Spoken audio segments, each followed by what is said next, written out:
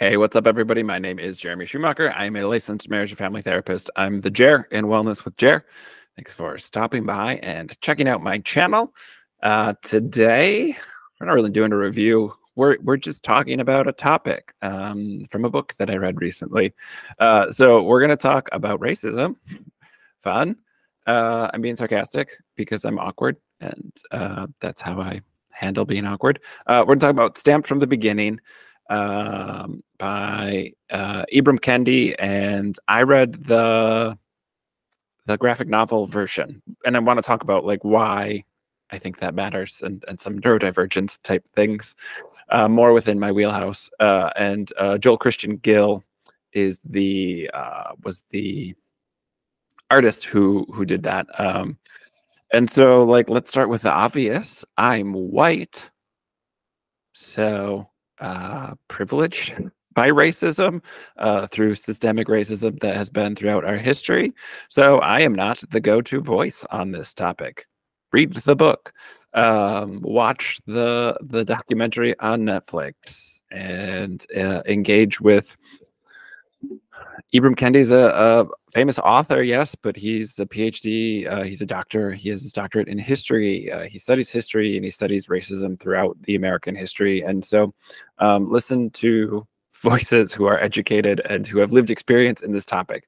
I, as a therapist, want to come in and talk about some of the things related to this topic that I responded to and I wanted to kind of underline or highlight. I wanted to project even more and shout from the rooftop of like, hey, let's pay attention to this, because some of my specialties are working with neurodivergence and some of my specialties are working with religious trauma, which both come up in this book in different ways. So let's start with neurodivergence. Why is this book that was first published as just a regular book? Novel's the wrong word, but you know, like a paperback book. Why is there a kids version? Why is there a remixed version? Why is there a movie version? Why are there so many different versions? And so I'll start with the good. Sounds like I'm passing judgment. I'm not. I'll start with the pros and then I'll respond to the criticisms, because I don't think there are any cons. I think this is good. I think having good content that is presented in multiple different ways is really helpful. And so speaking for someone who has ADHD, is neurodivergent, and working with a lot of adults who have neurodivergence, working with a lot of adults who have kids who are neurodivergent, this form of media being presented in different formats is super helpful.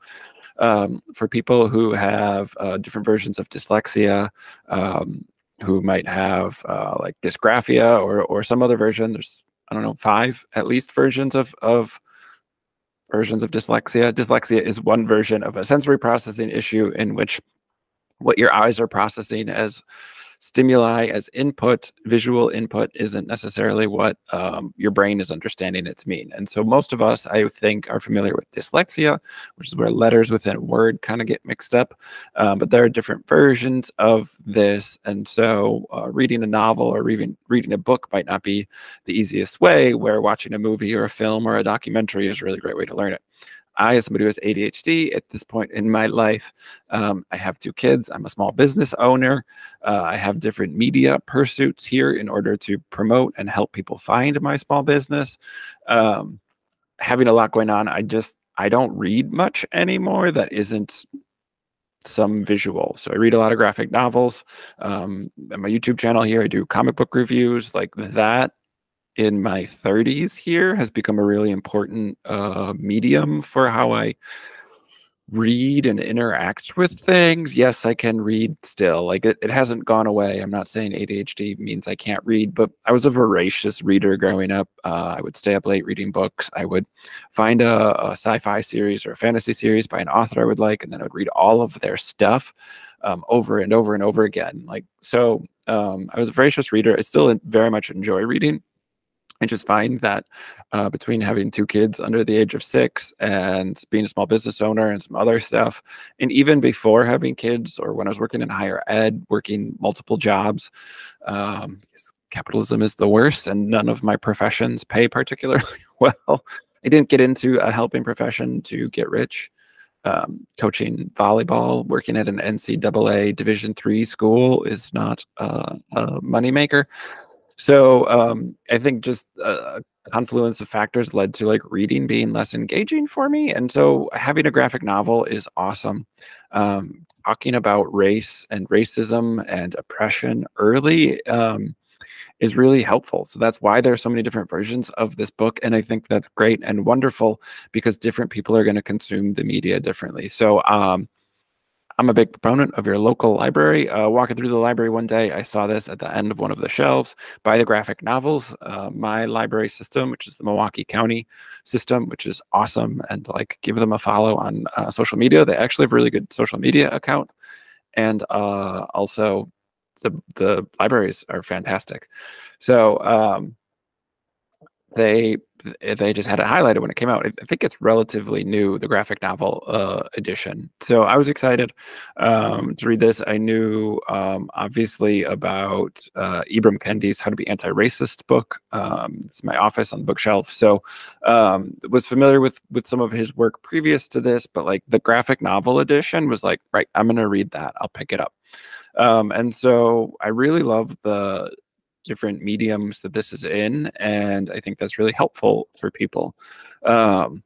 Trying to talk to like my kids who love Paw Patrol about like why the police in America are a problem and not a helpful institution isn't easy. And so having things like putting books like this into versions that are understandable and approachable for kids, having different formats and things is awesome. Like, we need to be facilitating these conversations for the younger generations who are growing up and still seeing some of these problems. What happens from people who are not anti-racists, who are bigoted or hiding behind some version of conservative values, are trying to maintain and keep the status quo, we'll say, is like, this is indoctrination, right? And so this huge push we've had in America and other places from the right-wing political machine has been to move away from, and then all the way to like demonize and politicize and even prosecute, looking at you, Florida, things that deal with race are going to say like, this is indoctrination, right? Like introducing these concepts this young and having this many different versions of this book is indoctrination. And like, that simply isn't accurate. And growing up as somebody who was indoctrinated in a high control religion, I was raised fundamentalist evangelical Christian in like a super conservative sect of it. I would say a cult. And so like, I know what indoctrination is. Indoctrination is being fed these things in a way that is not age appropriate. And so having, you know, a 4-year-old who's learned that they're sinful and they're going to hell, and reading children's books that have the concepts of hell and flooding the entire world, Noah's Ark story, that's indoctrination. There's a right way and a wrong way to think about it. And like, there's a threat attached to it. There's a fear of punishment or an eternal reward. And religion is really yucky and gross for those things that it uses. Ideally, not all religions, but many of them, most of them. And so again, like, this isn't what indoctrination is. Indoctrination is not, you have to believe this or else, or having a book that is presented different formats isn't indoctrination, because it isn't that. Indoctrination is, you have to believe this or else. Having a book in the library that says, here's information, if you want to learn it, here it is, isn't indoctrination. And writing something that is age appropriate and approachable, developmentally appropriate for children, is also the opposite of indoctrination. That is meeting children respectfully where they're at, where their brains are at, where their development is at. And that's really wonderful and lovely, and helps people learn about things in a way that makes sense to their brains, as opposed to kind of the indoctrination of, there's only one way to do this. So again, being raised fundamentalist, like, there's only one way to do religion, and there's a right way and a wrong way. And that's not what this is. This is, we want to have these books available to people who want to learn it. You know, all the stuff about critical race theory was a concept that was introduced to law school students, to lawyers, about how the legal system in America has had systemic racism built into it, and what to do about that. And so critical race theory never showed up in people's kindergartens, wasn't showing up in elementary school or grade school or high school or college, even, because it was a law school thing. You had to go to law school. And so having a nice, easy acronym like CRT to demonize, because the right wing has to keep things simple for their base, because they like to chant things, lock her up or whatever, and simple, repeatable things that are great for sound bites, that are great for black and white thinking, fundamentalist thinking, not good for critical thinking or nuance. And so, CRT really got swept up in like demonizing and being bad and part of the woke problem. And like, none of that is bad or wrong. Being woke is a good thing, as opposed to sleepwalking through life. Learning about things like race and racism is helpful. Learning how to appreciate and gaining awareness around other cultures other than your own is a good thing. We know that diversity makes for a better civilization. We know that diversifying teams and workplaces, all these things, leads to stronger units and leads to better results. So like, all this stuff is good stuff. The fact that white people specifically, feel bad or guilty about any of it is not because the information is bad to learn. It's because the information has been lacking, or the information has been specifically taken out. And so the fact that we're just learning about some of it now is problematic. I read, trying to go off the top of my head on the author's name, R.J. Young, wrote a book on the race massacre, Tulsa race massacre. That's probably not the title. I'll edit the title in here. Basically highlighting that like a bunch of people learned about the Tulsa race massacres from watching the HBO show Watchmen, which is a sequel to a superhero show, a comic from the late 80s. So like, the fact that we're learning about our own American history through popular media, and the fact that like most people don't know that that was a thing before the show, is problematic. And it's kind of emblematic about what Stamped from the Beginning gets to, that there's a history of not just racism in the United States, but there's a history of racist ideas, and how these things get passed down over time, to the point where they're still existing, where we're still arguing about banning books about race and racism, and bigots are trying to pass laws where if white people feel guilty, then that means that other races are the problem, not the white people. Like, oh, it's so backwards, and progress is slow. So the other thing that I want to kind of highlight, and this gets into it, Cotton Mather is one of the characters. So Stamped from the Beginning, graphic novel edition, kind of takes 5 people throughout history to look at and say, like, let's look at this person and also the context in which they were existing within history, and how does that affect the racist ideas that were present in America. And Cotton Mather is one of them. Cotton Mather was a Puritan, and so there's a lot of religious trauma that goes into racist ideas in this country. Christianity, Protestantism, and Catholicism. It's not just a Protestant issue, but like evangelicalism is devoutly tied to the right wing right now. More people are identify as evangelical who support Donald Trump than actually evangelicals who report going to church. So like, it's a weird time, but that's been throughout history. The Puritans were a religiously traumatizing group. Like, again, that black and white thinking, that fundamentalist thinking, there is a right and a wrong way to do things, and there are right people and wrong people. Like, right, that's where bigotry is really coming out of. So Cotton Mather is one of the people who affected a lot of the founding fathers, whose writings were influential in the early founding of America, and they were racist and they were wrong. He's pulling from biblical things where like the Bible is pro-slavery. Like, the Bible is okay with beating your slave as long as they don't die for 3 days. Then you didn't kill them. And even if you did kill them, it's not murder, it's just property damage.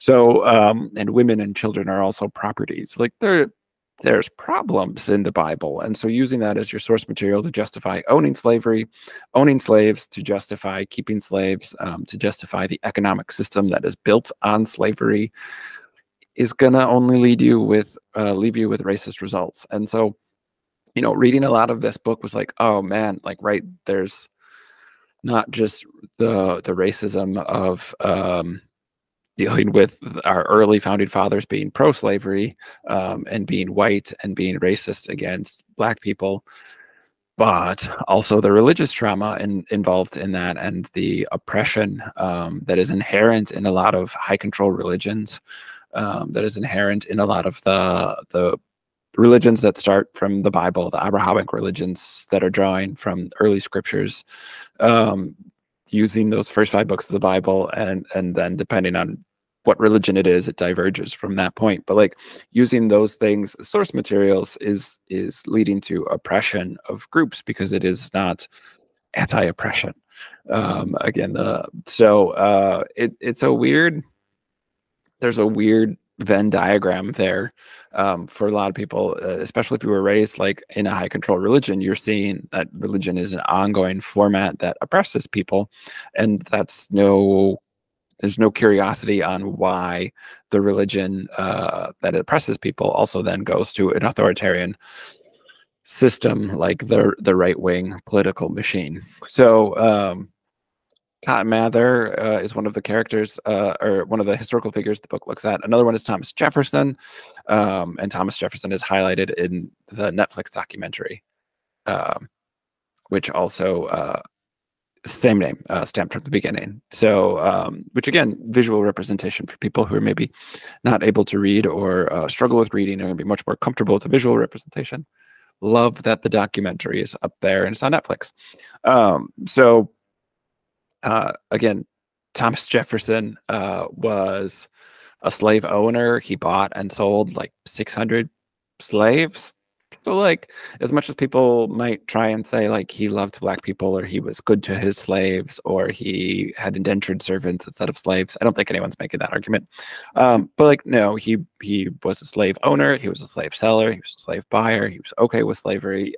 He promoted the idea by participating in it, and also probably was raping several of his slaves.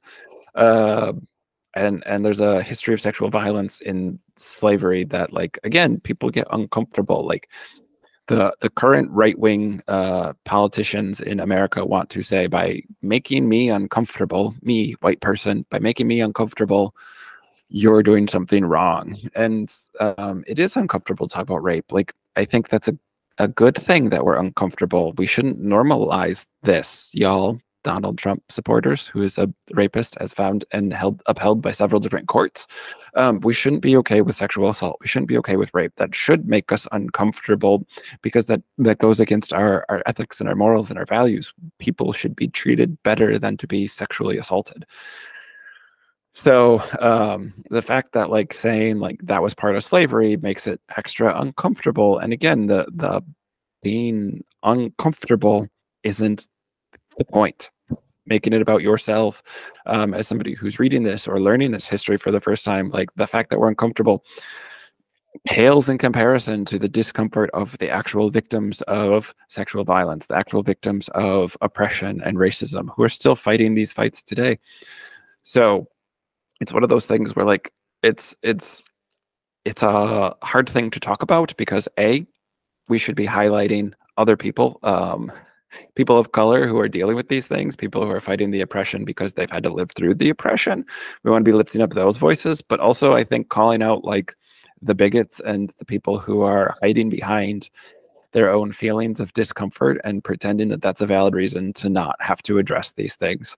It's victim blaming, and that maintains the status quo. And that, I mean, that's what conservatism is, right? We're gonna keep the status quo. We're going to conserve the status quo. We're going to make up a story around how 1950s America was wonderful for everyone. And then we're going to say, make America great again.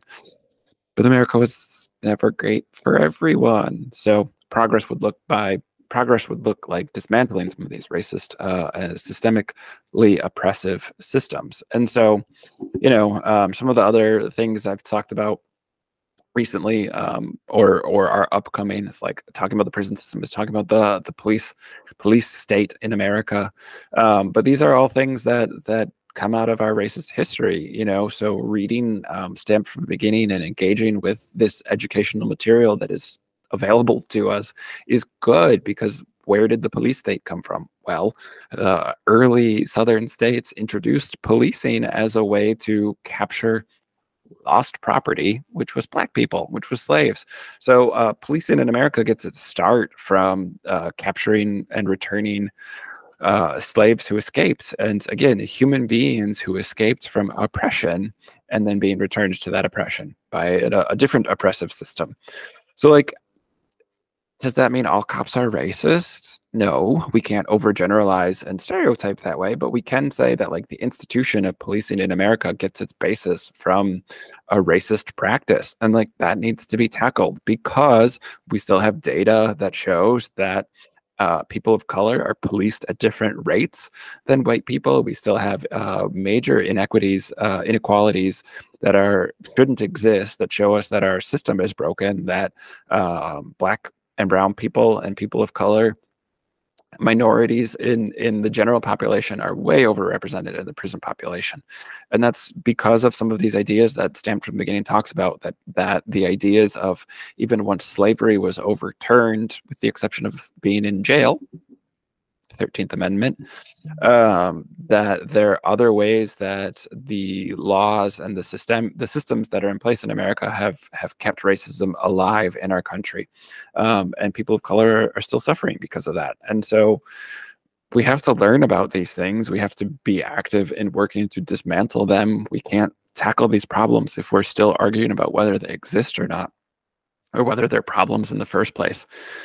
So I have very little tolerance for, like, the anti-woke crowd. Again, like, that's just performative politics. The conservative movement as an idea of, like, we shouldn't progress is bizarre to me. Um, and like, as somebody who's very privileged, being white and male in our American culture, but also somebody who didn't should have been privileged by being raised white fundamentalist Christian, and really didn't fit in there because I'm neurodivergent, and having that, like, weird experience, that lived experience, intersectionality of, like, being a minority because I'm neurodivergent, highlights, like, a lot of this stuff in a way that makes it meaningful and provides some perspective, but also, like, I'm still white. Like, when I go places, what people see is that I'm a white male. It's not that they see that I'm neurodivergent. So again, there's some difference in how intersectionality plays in our culture, because of what is visually apparent to people, or what is readily apparent to people who may be people of color but pass as white, are going to experience racism still, certainly, but are also going to experience it in a different way than someone who is very clearly visually of a different ethnic background. So it's fascinating. I don't know that I finished my thought on the prison system. I'm trying to get better about not going off on tangents, but this is a work in progress for me. I'm a professional therapist, not a professional YouTuber. But yeah, you know, once slavery was overturned, there were racist ideas that were presented by scholars, by academics, by politicians who were trying to take advantage of it to say that we should police people differently because Black people were inherently bad or lazy or morally less than. And so every time there's been some progress in our culture, in our society, in America, there's always been, like, kind of a racist response to it. And so that pull towards keeping things the same, that pull towards a hierarchical system of organizing, which, like, a tangent here, but, like, also gets to capitalism, because there is a hierarchy of haves and have-nots.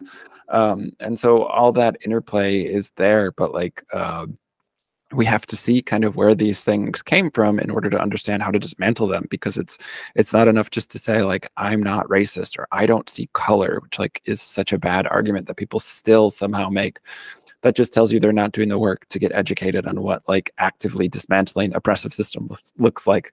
And that's not, like, me throwing shade and saying, like, I'm perfect and I understand all of this. Like, I'm doing the work still, right? Like, this is an ongoing process that we all have to be aware of, because we all have implicit biases baked into our our brains, our basic biology, because our brains are lazy.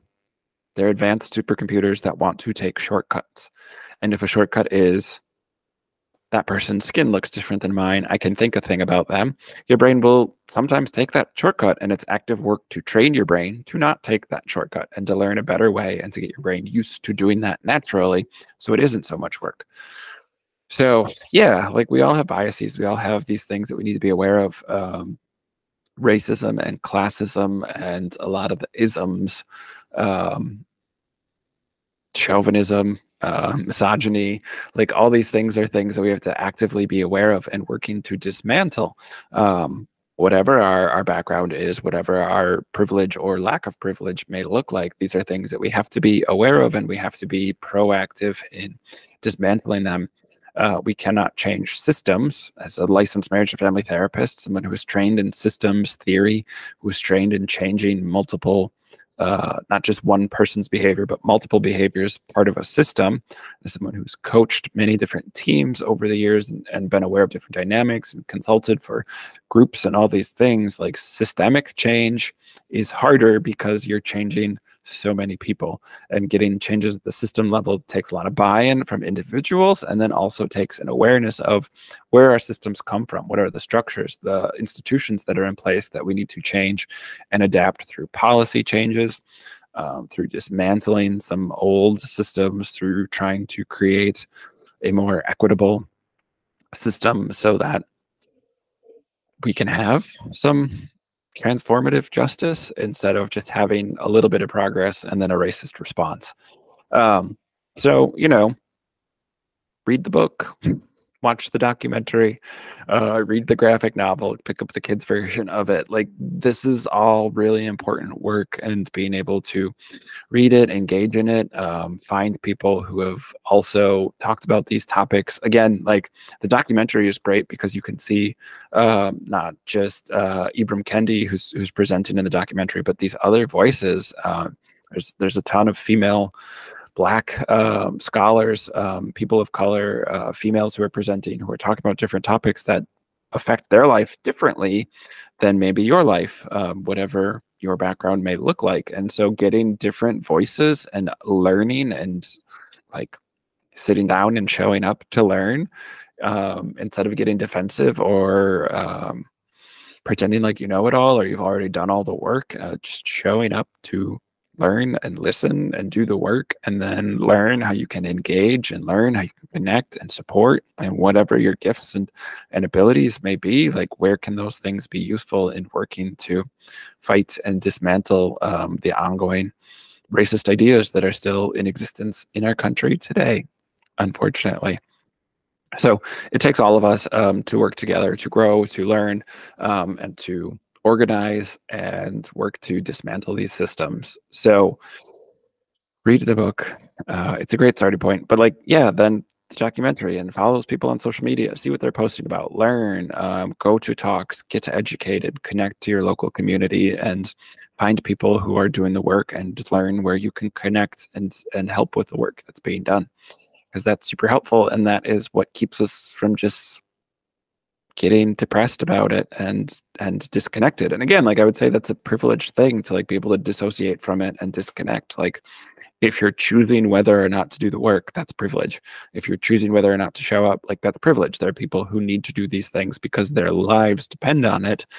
Who have people who are political prisoners who are in jail, or people who are unfairly incarcerated, unjustly incarcerated, or have been killed by police brutality, or whatever. So like, again, if you're on the sidelines because you are privileged enough to have been able to stay on the sidelines because these things haven't affected you, that's privilege. Like we got to work to dismantle some of that. This stuff affects everyone, and so we all need to be doing the work. So, little pep talk. Yeah, check out the book. I loved the graphic novel, and I said it earlier, but I'm drawing a blank. Hang on. Joel Christian Gill. I loved the artwork in the book. Like somebody who does comic book reviews and talks about the process, the creative process that goes into the art. Where like, yeah, the artwork is very good throughout, and the way that like ideas and concepts that would be really hard to summarize in like a few short words. It's summarized through a few short words and a visual depiction. It's really well done, really lovely. And as somebody who tends to be a visual learner like myself, like again, the artwork, the ideas presented were all useful and educational and like making me reflect on my own experiences. And also the artwork helped to like make the experience a little bit more enjoyable. Well, some of the artwork up throughout here, but you'll get to see some of these things. So yeah, stamp from the beginning, pick it up, engage with it, learn from it, watch the documentary, read the book, whatever makes sense to your learning style. It's a strong recommend from me to check this out, to learn from it, to engage with it, and then share it with other people who may need to also learn from these things and start doing their own work or continue in the work that they're doing. So thanks for stopping by and checking out the channel. Like, subscribe, share, do all those YouTube social media things. And yeah, I appreciate the time. Take care, everyone. Take care of yourself. Take care of each other. Peace.